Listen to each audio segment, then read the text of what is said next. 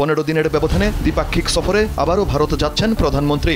উনি দেশ ছেড়েছেন, এটা পালানো না, কারণ উনি দেশ ছেড়ে যাওয়ার সিদ্ধান্ত সরকার থেকে নেওয়া হয়েছে এবং সরকারের বিভিন্ন পর্যায় থেকে তাকে নিশ্চিতভাবে সহযোগিতা করা হয়েছে দেশ ছাড়ার জন্য। ডক্টর মোহাম্মদ ইউনূস খুব রাগী মানুষ, ব্যক্তিগতভাবে খুব জেদি মানুষ, আর ছাড়াছাড়ি নেই। এখন থেকে আমি কথা বলবো এবং সে আওয়ামী লীগ সরকারের বিরুদ্ধে এই প্রথম রাজনৈতিক বক্তব্য তিনি দিলেন। ডক্টর ইউনূসও বুঝে গেছে তার কোনো উপকার হবে না, উল্টো তার পক্ষে কথা বলার কারণে তার প্রতি যে জুলুম এবং অত্যাচার এটা বাড়তে থাকে। বেনজিরের বিষয়টাও এক ঢিলে 3 পাখি মারতে চান। এক হচ্ছে আমেরিকা, পশ্চিমা বিশ্ব তথা আমেরিকার প্রচন্ড চাপ, মধ্যবর্তী নির্বাচন এবং একটা গণতান্ত্রিক সরকারের কাছে ক্ষমতা হস্তান্তর করা। আসসালামু আলাইকুম, গুরুত্বপূর্ণ সংবাদে আপনাকে স্বাগতম। প্রিয় দর্শক, বর্তমানে বাংলাদেশের যে রাজনৈতিক প্রেক্ষাপট তারই আলোকে বেশ কিছু গুরুত্বপূর্ণ ভিডিও নিয়ে আপনাদের সামনে হাজির হয়েছি, যার কিছুটা অংশবিশেষ ভিডিওর শুরুতেই দেখেছেন। আর সেটা দেখেই কিন্তু আপনি বুঝতে পেরেছেন আজকের নিউজটা ঠিক কতটা গুরুত্বপূর্ণ হতে চলেছে। তাই বলবো প্রিয় দর্শক, যারা ভিডিওটি অন করেছেন তারা ভিডিওটি না টেনে সম্পূর্ণ দেখুন, তাহলে আজকের এই ভিডিওগুলোর যে বিস্তারিত আলোচনা সেটার মূল রহস্য আপনি বুঝতে পারবেন। তো দর্শক, আমি আর বেশি কথা বলবো না, চলুন দেখে আসবো আজকের কাঙ্ক্ষিত ভিডিওগুলো। তার আগে বলবো, যারা এখনও চ্যানেলটি সাবস্ক্রাইব করেনি অবশ্যই চ্যানেলটি সাবস্ক্রাইব করে পাশে থাকা বেল আইকনটি ক্লিক করে দিন। আর যারা ইতিমধ্যেই চ্যানেলটি সাবস্ক্রাইব করেছেন তাদেরকে অসংখ্য ধন্যবাদ। তো চলুন দর্শক, ভিডিওটিতে লাইক দিয়ে আমরা ধারাবাহিকভাবে সবগুলো ভিডিও দেখে আসি। ঢাকা মেট্রোপলিটন পুলিশের সাবেক কমিশনার জনাব আসাদুজ্জামান মিয়া দেশে নেই, উনি আমেরিকা আছেন। মিডিয়াতে এরকম একটা নিউজ দেখলাম। উনি পালিয়েছেন বলতে পারতাম আমরা, এটা যদি বাংলাদেশ না হতো আর এটা যদি আওয়ামী লীগের একটা স্বৈরাচারী মাফিয়া রেজিম না হতো। উনি দেশ ছেড়েছেন, এটা পালানো না, কারণ উনি দেশ ছেড়ে যাওয়ার সিদ্ধান্ত সরকার থেকে নেওয়া হয়েছে এবং সরকারের বিভিন্ন পর্যায় থেকে তাকে নিশ্চিতভাবে সহযোগিতা করা হয়েছে দেশ ছাড়ার জন্য। মানে এটা একটা প্যাটার্নে দাঁড়িয়ে গেছে। সরকারের হয়ে সরকারকে সার্ভ করা কিছু কিছু মানুষের ব্যাপারে স্পেসিফিক তথ্য আসবে, তার সম্পদ নিয়ে, তার লুটপাট নিয়ে, বিভিন্ন জায়গায় একেবারে রীতিমতো দাগ নাম্বার দিয়ে সম্পত্তি, ফ্ল্যাট নাম্বার দিয়ে ফ্ল্যাটের নাম ইত্যাদি ইত্যাদি, তারপর উনি দেশে থাকবেন না। It was very predictable in fact. যাই হোক, সেটা হলো, সেটা হবারই কথা ছিল। কিন্তু আমি একটা ব্যাপার একটু আলোচনা করতে চাই। মানে এই আলাপটা আমাদের কেউ কেউ করছেন যে জনাব বেনজিরের ক্ষেত্রে যা হলো, জনাব আজিজের ক্ষেত্রে যা হলো, বা এই মুহূর্তে জনাব আসাদুজ্জামান মিয়াকে নিয়ে যা হলো, আমরা ধারণা করতে পারি ভবিষ্যতে হয়তো আরও কিছু কিছু আসতে পারে। কেউ কেউ বলার চেষ্টা করছেন যে এটা আসলে সরকারের দিক থেকে এক ধরনের আইওয়াশ, সরকার এটা প্ল্যান করে করছে এবং এই করাতে তার কোনো সমস্যার কিছু নাই। এটা নিয়ে অনেকেই খুবই উচ্ছ্বাস দেখাচ্ছেন, কিন্তু আদতে এতে সরকারের কোনো ক্ষতি নাই, সরকারের কোনো সমস্যা নাই। সরকারের খুব নির্বিষ ধরনের, খুবই আমি বলার চেষ্টা করছেন যে খুবই, আমরা দুধভাত বলি না, এটা দুধভাত ধরনের কাজ হচ্ছে। আমি এই একটা জায়গায় দ্বিমত করি। আমরা একটু প্রথম জনাব বেনজিরের ক্ষেত্রে আসি। বেনজিরের ক্ষেত্রেও তাকে আসলে দুদক রীতিমতো অ্যাকশনে গেছে, এই ক্ষেত্রে অ্যাকশনে যায়নি, কারণ জনাব ওবায়দুল কাদেরের মনে হচ্ছে তেমন কোনো অভিযোগ নাকি এখনও আসে নাই। আমরা যদি রিপোর্টটা পড়ি তাহলে খুব ভালো মতো দেখতে পারি যে ওখানে কত বিস্তারিতভাবে, কত নির্দিষ্টভাবে তথ্য দেওয়া হয়েছে, এরপর নাকি আসেনি। যাই হোক, ওনার কথাকে খুব গুরুত্ব দেওয়ার কিছু নাই, এটা আমরা খুব ভালো মতো বুঝি। কিন্তু জনাব বেনজিরকে সামন দিয়েছেন, তার সম্পত্তি এবং ব্যাংক অ্যাকাউন্ট ফ্রিজ করেছেন, মানে করেছে সরকারের দিক থেকে, সেটা আমরা দেখতে পেয়েছি। জনাব আজিজের ক্ষেত্রে একটু ডিফারেন্স হচ্ছে। জনাব আজিজের ক্ষেত্রে প্রাথমিক পদক্ষেপটা এসছে আমেরিকার দিক থেকে, একটা স্যাংশন এসছে তার বিরুদ্ধে, তার ভিসা রেস্ট্রিকশন দেওয়া হয়েছে। কিন্তু তারই সম্পত্তির একটা ডিটেইলড বিবরণী, খুঁটিনাটি পুঙ্খানুপুঙ্খ আমি এখানে ভিডিও করেছি সেটা নিয়ে। এবং জনাব বেনজিরের সাথে ডিফারেন্সের জায়গাটা হচ্ছে ওনার সম্পত্তি বেশিরভাগই ঢাকা এবং তার আশপাশের এলাকায়, ফলে এটার ভ্যালু জনাব বেনজিরের চাইতেও বেশি হতে পারে, তার ভ্যালুর চাইতে। একই কথা আসাদুজ্জামান মিয়ার ক্ষেত্রে প্রযোজ্য। এখন আসাদুজ্জামান মিয়ারও যে পরিমাণ সম্পত্তির তথ্য বেরিয়েছে, এখন পর্যন্ত তাকে দুদক ডাকেনি, যদিও দুদকের আইনজীবী খুব জেহাদি ধরনের কথাবার্তা বলছেন। আমি সেটা একটু পড়তেই চাই। একটা যে রিপোর্টে তার বিদেশ যাওয়ার কথা আছে, সেখানে দুদকের আইনজীবী জনাব খুরশিদ আলম খান বলেন, ছুটির পর তারা অনুসন্ধানের সিদ্ধান্ত নেবেন। স্থানীয় পুলিশের উচ্চ পদে আসীনদের এমন কর্মকাণ্ডে বাহিনীটিতে শুদ্ধি অভিযান জরুরি হয়ে পড়েছে বলেও মন্তব্য করেন জ্যেষ্ঠ আইনজীবী। জনাব খান বোকা মানুষ নন নিশ্চয়ই, খুবই বুদ্ধিমান মানুষ হওয়ারই কথা তার।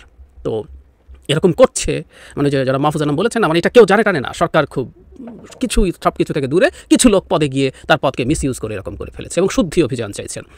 জনাব খানদের বোঝা উচিত, জেনুইন একটা শুদ্ধি অভিযান যদি পুলিশে চালানো হয় সেই মুহূর্তে সরকারের পতন হবে। উনিও জানেন, এই মাঝে মাঝে একটু বিবেক ভাব দেখাতে হয়, তাই উনি দেখালেন। যাই হোক, উনি বলছেন যে এর বিরুদ্ধে ব্যবস্থা নেবেন। আমরা ধারণা করতে পারি জনাব আসাদুজ্জামান মিয়ার বিরুদ্ধেও সামন টামনের পরিস্থিতি হতে পারে। একজন তথাকথিত কমিশনার, দুদকে যারা কমিশনার আছে তাদেরকে কমিশনার বলতে আসলে ইচ্ছে করে না। দুদক দুর্নীতি দমন কমিশন বলে, এগুলো কিছুই না, এগুলো সরকারের আসলে একটা পেটোয়া বাহিনীর মতোই। ওটা দিয়ে যাকে ইচ্ছা আপনি শায়েস্তা করবেন, ঝামেলা করবেন, ঠ্যাঙাবেন, এটাই কাজ দুদকের। যাই হোক, এই যে জনাব আসাদুজ্জামান মিয়াকেও আনা হলো এটা কি সরকারের আসলে খুব সুবিধা হলো, বা এসব নিয়ে মানুষ মেতে থাকলো? কেউ কেউ বলছেন যে আপনি অন্য কিছু করার জন্য এসব নিয়ে মাতিয়ে রাখছেন, কারণ হ্যাঁ নানান ঘটনা ঘটছে যেগুলো নিয়ে আমিও কথা বলেছি। বাংলাদেশকে বাইপাস করে বাংলাদেশের ওপর দিয়ে ট্রেন যোগাযোগ দফায় দফায় করার চেষ্টা করছে। আগে যা ছিল ট্রানজিট, তার এক্সট্রা চিকেন নেক বাইপাস করার জন্য সেন্ট মার্টিনস নিয়ে ক্রাইসিস আছে। কিন্তু আমি উল্টো একটা কথা বলতে চাই, আমরা একটু চিন্তা করি তো, যে ঘটনাগুলো সামনে আসলো সেগুলো কি সরকারের জন্য, মানে আপনি তো আসলে ঔষধের মতো, একটা ঔষধ আপনি গ্রহণ করেন, পৃথিবীর প্রতিটা সবচেয়ে নির্দোষ ঔষধটারও কোনো না কোনো সাইড এফেক্ট আছে। আপনি আসলে ওজন করেন, সেই ওষুধটা খাবেন কেন? কারণ আপনি মনে করেন আপনার সাইড এফেক্টের সাথে ডিজায়ার যে এফেক্ট সেটা বেশি আছে। এই তো এই যে এদের বিরুদ্ধে যা যা হলো, সরকার এগুলো বের হতে দিল, করতে দিল ইচ্ছে করে, এবং আমাদেরকে মাতিয়ে রাখলো। ধরলাম সরকারের পারপাস কি মাতিয়ে রাখা, এই মাতিয়ে রাখার তুলনায় যা বেরোলো সেটার সাইড এফেক্টটা কেমন? ডিজায়ার এফেক্টের চাইতে সাইড এফেক্ট অনেক বেশি হয়ে গেল না? তাদের এগুলো কেন বেরোচ্ছে, কীভাবে বেরোচ্ছে, সেটা আমার টেকটা আমি বলবো শেষের দিকে। কিন্তু আমরা একটু এভাবে চিন্তা করি তো, আপনি যদি মনে করেন ডিজায়ার এফেক্ট হচ্ছে আমাদেরকে মাতিয়ে টাতিয়ে রাখা, আমরা ওই সার্কাসের খেলার মতো এটার পেছনে ঘুরছি, তার মাঝখানে অনেক কিছু চাপা দেওয়া গেল, সরকার আর অনেক কিছু করবে, তাতে এটা হয়ে গেল। Is it? সরকারকে সবচেয়ে গুরুত্বপূর্ণভাবে সার্ভ করা, জনাব বেনজির, জনাব আজিজ, তাদেরকে নিয়ে রিপিটেডলি বলেছি, সরকারের দুটো ডামি নির্বাচনের আগে এই দুই ভদ্রলোক অত্যন্ত গুরুত্বপূর্ণ পজিশনে ছিলেন। জনাব মিয়াও ঢাকার কমিশনার ছিলেন, সবচেয়ে লোভনীয় পদগুলোর একটা ছিল, এবং হাওয়ায় শোনা যায়, হাওয়ায় ভাষা, আমি জানি না, আমি এটা হাওয়ায় ভাষা বলেই বলছি, রাতের ভোটের আইডিয়া নাকি এই জনাব মিয়ার ব্রেইন চাইল্ড, হোয়াট এভার, যারই হোক না কেন। সো এইরকম সার্ভ করা মানুষগুলোকে তো আপনি আসলে খেতে দিয়েছেন, সম্পত্তি বানাতে দিয়েছেন, এটাই ট্রেড অফ। সেটাকে আপনি এখন সামনে আনলেন, এবং সরকারের ক্ষমতায় থেকে গুরুত্বপূর্ণ পদে থাকা মানুষজন এই পরিমাণ করাপশন করছে, এটি সরকারের জন্য অকল্পনীয় রকম ডিজাস্টার। আসলে কেন বলছি, আপনি আসলে এটা বলতে পারেন না, আপনি জানেন না। আপনি যখন ক্ষমতায় থাকেন, এই ধরনের পদে যারা আছে তাদের প্রত্যেকের তথ্য আসলে বিভিন্ন গোয়েন্দা সংস্থা দিয়ে আপনি নেন নিয়মিতভাবে, ওগুলোর রিপোর্ট একেবারে সর্বোচ্চ পর্যায় পর্যন্ত, এটা সবাই জানেন, সবাই খুব স্পষ্টভাবে জানেন। সো এখানে এসে আপনি যখন বলবেন আমি তো জানতাম না বেনজির কী করেছে, এবার আমি যেহেতু জেনেছি আমি ব্যবস্থা নেব, আমি তো জানতাম না জনাব আজিজ কী করেছে, জনাব আসাদুজ্জামান মিয়া কী করেছে, এবার আমি ব্যবস্থা নেব, এটা বলার আসলে সুযোগ নাই। সুতরাং এই সরকার এই লোকগুলোর সাম পার্সেন্টেজ, আই রিপিট, আমি বহুবার বলেছি, it's the tip of the iceberg, বা এভাবে বলে টিপ অফ দ্য আইসবার্গ। তাদের মূল সম্পত্তি এই দেশে রাখে নাই তারা যথেষ্ট বুদ্ধিমান লোক, অতি চালাক চতুর লোক, অন্তত সম্পত্তি কেমনে রক্ষা করতে ওইটুকু বুদ্ধি তাদের আছে। বেনজিরের বিষয়টাও এক ঢিলে তিন পাখি মারতে চান। এক হচ্ছে আমেরিকা, পশ্চিমা বিশ্ব তথা আমেরিকার প্রচন্ড চাপ, মধ্যবর্তী নির্বাচন এবং একটা গণতান্ত্রিক সরকারের কাছে ক্ষমতা হস্তান্তর করা। আজিজ খানের মেয়ের সাথে আমরা যেটা শুনেছি পত্রপত্রিকা, সোশ্যাল মিডিয়া, জয়ের বিয়ে হয়েছে। তাহলে যদি জয়ের বিয়ে হয়ে থাকে তাহলে আজিজ খান শেখ হাসিনার বিয়ায়, তাহলে শেখ হাসিনা যদি বিয়ে হয়ে থাকে তাহলে বেনজির সাহেব যদি ওইখানে, বেনজির সাহেবের সম্পদ এবং সেখানে যদি কর্নেল ফারুক খানের আসনের যদি প্রতিদ্বন্দ্বী এবং জনাব সেলিম সাহেবের যদি প্রতিদ্বন্দ্বী হয়ে থাকে, তাহলে হয়তো তার ডানাটা একটু ভেঙে দেওয়া উদ্দেশ্য, যে আপনি রাজ পরিবারের ক্ষমতার ভিতরে আপনি হস্তক্ষেপ করবেন। আপনার এখন বেনজির সাহেব হয়তো ভাবতে পারে যে আমি সরকারের জন্য এত কিছু করেছি, আমি 2014 সালে জীবন দিয়েছি, 2018-তে আমি জীবন দিয়েছি, 2024-এ আমি জীবন দিয়ে আমি গত 15 বছর বা গত 18 বছর এই সরকারকে ক্ষমতায় রেখেছি, এবং শেখ হাসিনা সত্যি সত্যি কর্নেল ফারুক খানকে বাদ দিয়ে অথবা সেলিম সাহেবকে বাদ দিয়ে আমাকে হয়তো এমপি বানাতে পারে এবং আমাকে হয়তো ক্ষমতার কেন্দ্রবিন্দুতে আসতে পারে। এটি হয়তো রাজ পরিবারের কারণে এক ঢিলে উনার তিন পাখি মারার একটা কৌশল ছাড়া আর কিছুই নয়। আমার ফখরুল চৌধুরী, মিলন ভাই সহ যারা কথা বলে তারা কিন্তু এই বিষয়গুলো কিন্তু বলেন না। আর আপনি দুর্নীতির যে আপনি যে দুর্নীতি দমন করবেন, কিসের দুর্নীতি দমন করবেন, কার দুর্নীতি আপনি দমন করবেন? আমি দেখলাম গত পরশুদিন আমাদের সেনাপ্রধান জেনারেল শফিউদ্দিন সাহেব উনি বলছেন উনি 1 সপ্তাহ পরে রিটায়ারমেন্টে যাবেন, উনি শিক্ষকতা করবেন। তো উনি কি শিক্ষকতা করবেন এবং কাকে শিক্ষা দিবেন এবং কি শিক্ষা দিবেন, কি শিক্ষা উনি দিবেন? আমাদের ফখরুল চৌধুরী মিলন ভাই বললেন সেনাপ্রধান বা পুলিশ প্রধান তারা সরকারকে সহযোগিতা করেছে, এই কারণে তারা হয়তো এই সমস্ত বেনিফিট নিয়েছে এবং দুর্নীতি করেছে। দেখেন আপনি উন্নত বিশ্বের কথা বললেন, উন্নত বিশ্বে আপনিও আছেন আমিও আছি। উন্নত বিশ্বে কিন্তু চিফ জাস্টিস, সেনাপ্রধান, পুলিশের আইজিপি এটাও কিন্তু রাজনৈতিকভাবে নিয়োগ দেওয়া হয়, কিন্তু তিনারা যখন রাজনৈতিকভাবে নিয়োগ পাওয়ার পরে চেয়ারে বসে যান তখন তারা কিন্তু দলের পক্ষ হয়ে বা দলের আদর্শ নিয়ে কিন্তু কথা বলে না। দলের প্রতি একটা সমর্থন থাকতে পারে, বাট ইট ডাজন্ট মিন যে আমরা কিন্তু দেখেছি জো বাইডেন এবং যে জো বাইডেনের যে নির্বাচনটা হলো, কি নাম আপনার যে অপোজিশন ক্যান্ডিডেট জো বাইডেনের যে অপোজিশন,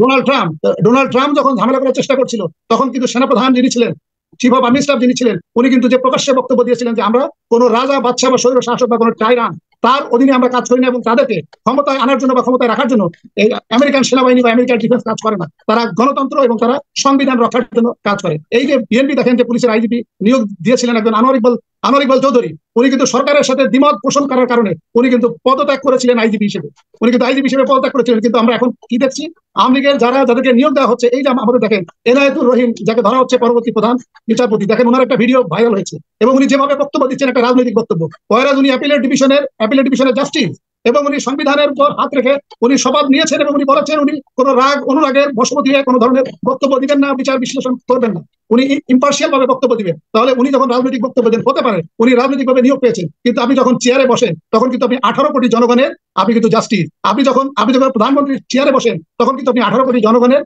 আপনি প্রধানমন্ত্রী।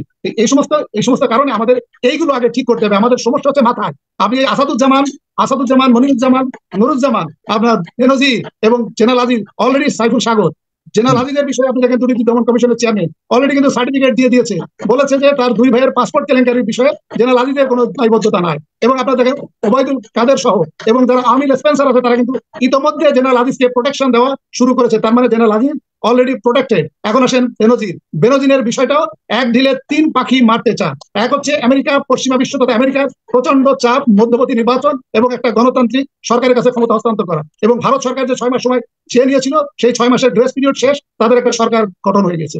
এইগুলো কারণে এখন আমেরিকাকে একটু বোঝানো যে আমরা দুর্নীতির বিষয়ে জিরো টলারেন্স। এটি হচ্ছে এক পাখি। আরেক পাখি হচ্ছে আমাদের জনগণকে ইতিহাস পড়াতে, যে ভূগোল শেখানো যে আমি কিন্তু দুর্নীতির বিষয়ে জিরো টলারেন্স। যদিও আমি দুর্নীতি করে, আমি সংবিধানের অপব্যাখ্যা দিয়ে, আমি আমার কুশীলবদেরকে দুর্নীতির সুযোগ দিয়ে আমি গত 15 বছর প্রকারান্তরে 18 বছরের ক্ষমতা এনেছি, কিন্তু আমি অন্যদেরকে দুর্নীতি করার সুযোগ দিচ্ছি না। এটি হলো দ্বিতীয় ঢিল। আর থার্ড ঢিল হচ্ছে আমার যেটা ধারণা, এটি কোনো সোশ্যাল মিডিয়াতে আলোচনা হয় নাই, এটা আমার ধারণা যে বেনজির সাহেব জনাব সেলিম এবং কর্নেল ফারুক খানের আসনে হয়তো কোনো এমপি ক্যান্ডিডেট, আমি একটি বিশ্বস্ত সূত্রে জানতে পেরেছি যে আজিজ খানের মেয়ের সাথে আমরা যেটা শুনেছি পত্রপত্রিকা, সোশ্যাল মিডিয়া, জয়ের বিয়ে হয়েছে। তাহলে যদি জয়ের বিয়ে হয়ে থাকে তাহলে আজিজ খান শেখ হাসিনার বিয়াই, তাহলে শেখ হাসিনা যদি বিয়াই হয়ে থাকে তাহলে বেনজির সাহেব যদি ওইখানে, বেনজির সাহেবের সম্পদ এবং সেখানে যদি কর্নেল ফারুক খানের আসনের যদি প্রতিদ্বন্দ্বী এবং জনাব সেলিম সাহেবের যদি প্রতিদ্বন্দ্বী হয়ে থাকে, তাহলে হয়তো তার ডানাটা একটু ভেঙে দেওয়া উদ্দেশ্য, যে আপনি রাজ পরিবারের ক্ষমতার ভিতরে আপনি হস্তক্ষেপ করবেন। আপনার এখন বেনজির সাহেব হয়তো ভাবতে পারে যে আমি সরকারের জন্য এত কিছু করেছি, আমি 2014 সালে জীবন দিয়েছি, 2018-তে আমি জীবন দিয়েছি, 2024-এ আমি জীবন দিয়ে আমি গত 15 বছর বা গত 18 বছর এই সরকারকে ক্ষমতায় রেখেছি, এবং শেখ হাসিনা সত্যি কর্নেল ফারুক খানকে বাদ দিয়ে অথবা সেলিম সাহেবকে বাদ দিয়ে আমাকে হয়তো এমপি বানাতে পারে এবং আমাকে হয়তো ক্ষমতার কেন্দ্রবিন্দুতে আসতে পারে। এটি হয়তো রাজ পরিবারের কারণে এক ঢিলে উনার 3 পাখি মারার একটা কৌশল ছাড়া আর কিছুই নয়। এই কাজটি করবে না বা পশ্চিমার এই কাজটি করার ক্ষমতা রাখে না। উল্টো পশ্চিমাদের অনেক রাষ্ট্র ডক্টর ইউনূসকে বাদ দিয়ে বর্তমানে আওয়ামী লীগের পক্ষে দাঁড়িয়েছে এবং শেখ হাসিনার মনোরঞ্জনের জন্য, তাকে রাজি খুশি করার জন্য অনেকগুলো বিষয় পশ্চিমারা চেপে যাচ্ছে। তো সেখানে ডক্টর মোহাম্মদ ইউনূসের যে প্রসঙ্গ, এটি এখন আর আগের মতো আসছে না। জাতিসংঘ থেকে সম্প্রতি কিছু বলা হয়েছে, আমেরিকা থেকে বলা হয়েছে, তাও একজন বিএনপিপন্থী সাংবাদিক প্রশ্ন করেছেন, তার জবাবে সেই আমেরিকার যিনি পররাষ্ট্র মন্ত্রণালয়ের মুখপাত্র ম্যাথিউ মিলার, তিনি বলেছেন যে ডক্টর মোহাম্মদ ইউনূসের বিষয়টি তারা গভীরভাবে পর্যবেক্ষণ করছেন এবং ডক্টর ইউনূসের সঙ্গে যে আলোচনা করা হচ্ছে এটি অনাগত দিনে বাংলাদেশ আমেরিকার যে বাণিজ্যিক সম্পর্ক এটি নষ্ট করবে এবং বাংলাদেশে আমেরিকান যে বিনিয়োগ এটি নষ্ট করবে। এগুলো সব কথার কথা। এগুলো আওয়ামী লীগ কখনো পাত্তা দেয় না, আওয়ামী লীগগুলো স্মরণ করতে চায় না। আর অন্যদিকে এর ফলে ডক্টর ইউনূসও বুঝে গেছে তার কোনো উপকার হবে না, উল্টো তার পক্ষে কথা বলার কারণে তার প্রতি যে জুলুম এবং অত্যাচার এটি বাড়তেই থাকবে। এই জন্য তিনি মনে করছেন যে আমি তো মরছি বা আমার তো অন্তিম সময় এটি একেবারে উপস্থিত, তো কাজেই আর ছাড়াছাড়ি নেই, এখন থেকে আমি কথা বলবো। এবং এই কারণেই সম্ভবত তিনি যে আওয়ামী লীগ সরকার, সেই আওয়ামী লীগ সরকারের বিরুদ্ধে এই প্রথম রাজনৈতিক বক্তব্য তিনি দিলেন। তো যাই হোক, ডক্টর মোহাম্মদ ইউনূস খুব রাগী মানুষ, ব্যক্তিগতভাবে খুব জেদি মানুষ, এমনি হাসেন ভদ্র ঠিকই আছে, কিন্তু তার আপন ভুবনে তার একটা ভীষণ জিদ আছে। জিদ ছাড়া একটা মানুষ বড় হতে পারে না।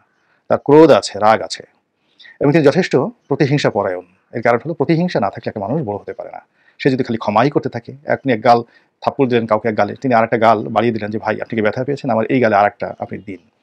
এগুলো কাগজে কলমে ভালো দেখায় বা এগুলো শুনতেও ভালো লাগে, কিন্তু বাস্তবতা হলো যে আপনি যদি সমাজে সাস্টেইন করতে চান তাহলে আপনাকে টিট ফর ট্যাট, যেমন কুকুর তেমনি মুগুর হতে হবে। দর্শক, আমি আশা করছি আজকের ভিডিওটি আপনি খুব মনোযোগ দিয়ে দেখেছেন। আর এই ভিডিও সম্পর্কিত যদি কোনো তথ্য বা মতামত থাকে তাহলে অবশ্যই কমেন্ট করে জানাবেন। এতক্ষণ সাথে থাকার জন্য ধন্যবাদ। আজকের মতো নিউজটি ছিল এটুকুই। ফিরছে আগামী ভিডিওতে নতুন কোনো টপিক নিয়ে।